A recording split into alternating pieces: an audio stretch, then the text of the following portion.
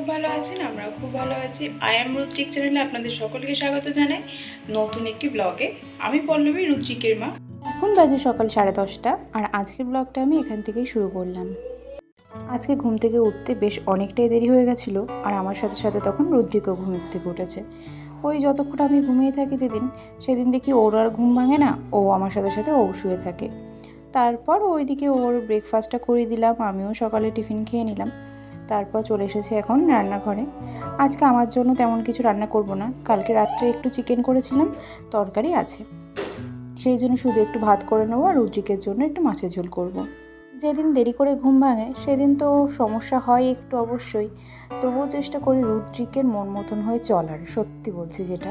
কারণ ওকে যদি আমি সময় না দিই, ওর কাছে সবথেকে বেশি ইম্পর্টেন্ট হলো আমি ওকে সময় না দিলে ওর ঘ্যান ঘ্যান করে, ওর মাথাটা গরম হয়ে যায়, সেটা আমি বুঝতে পারি। সেই জন্য চেষ্টা করি ওকে সময় দিয়ে তার ফাঁকে সংসারের সমস্ত কাজকর্মগুলোর শেষ করার আর কি। তো যাই হোক, এদিকে আমার ভাতটা হয়ে গেছে। ভাত সকালে উঠেই আগেই ভাতটা বসিয়ে দিয়েছিলাম, সেই জন্য অনেক তাড়াতাড়ি ভাতটা হয়ে গেছে। তারপর এখন রুদ্রিকের জন্য মাছের ঝোলটা করে নেব। মাছের ঝোলটা হয়ে গেলে ওকে একটা ফল খাইয়ে দেবো কিছু একটা। তো আজকে ভাবছি ওকে একটু ডাবের জল খাওয়াবো। কালকে রাত্রেবেলা ওর বাবা ওর জন্য একটা ডাব এনেছিল। তো ডাবের জলটা তো সম্পূর্ণ ও খেতে পারবে না, বেশ অনেকটাই জল থাকে ডাবে। তো আর ও এমনিতেই ডাব খুব বেশি পছন্দও করে না, মোটামুটি খায় আর কি, যতটা খেতে পারে খায়, না হলে বাদ বাকিটা আমি খেয়ে নিই। তো মাছের ঝোলটা আগে ঝটপট করে নেব, তারপরে ওকে একটা ডাবের জলটা খাইয়ে দেবো।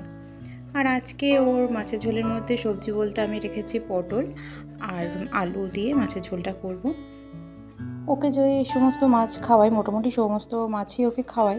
আর মাছের ঝোলগুলোর মধ্যে আলু তো থাকবেই, আর তার সাথে আমি কিছু না কিছু সবজি অ্যাড করি। গাজরও অ্যাড করতে পারতাম, গাজরও ঘরে ছিল, কিন্তু ওর দেখছি একটু কনস্টিপেশন মতন হচ্ছে সামান্য, সেই জন্য আর গাজর দিলাম না। ঘরে একটু পটল ছিল, তো ভাবলাম পটলও দিয়ে ওকে মাছের ঝোলটা করে দিই। আর দেখুন, ওর দুষ্টুমি তো করছেই, তবু ওকে যে সময় দিচ্ছি সেই জন্য ওর মাইন্ডটা একটু ফ্রেশ আছে। তো তারপরে ওর দাবি ছিল, মাম্মা আমাকে কোলে নিয়ে রান্না করো, আমিও রান্না করব।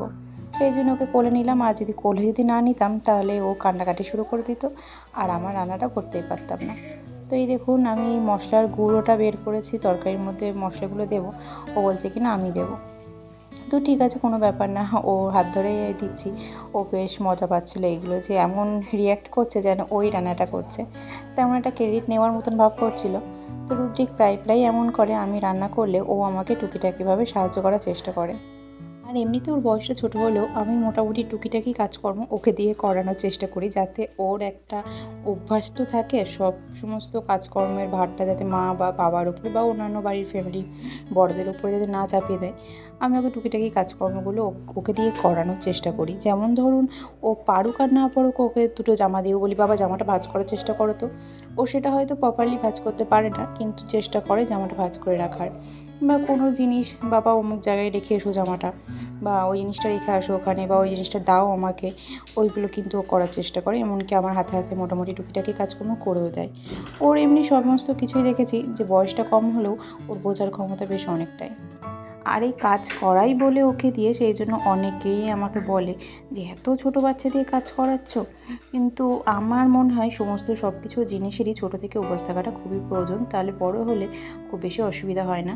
সেই জন্য লোকের কথায় আমি খুব বেশি কান দিই না। আমার নিজের যেটা মনে হয় যে আমার বাচ্চার পক্ষে এটা করা জরুরি বা দরকার, ওর প্রয়োজন, সেই জন্য আমি মা হিসেবে আমি সেগুলো ওকে দিয়ে করাই বা করি ওর জন্য, ওর ভালোর জন্যই করি, যাতে ভবিষ্যতে ওর কোনো রকম সমস্যা না হয়।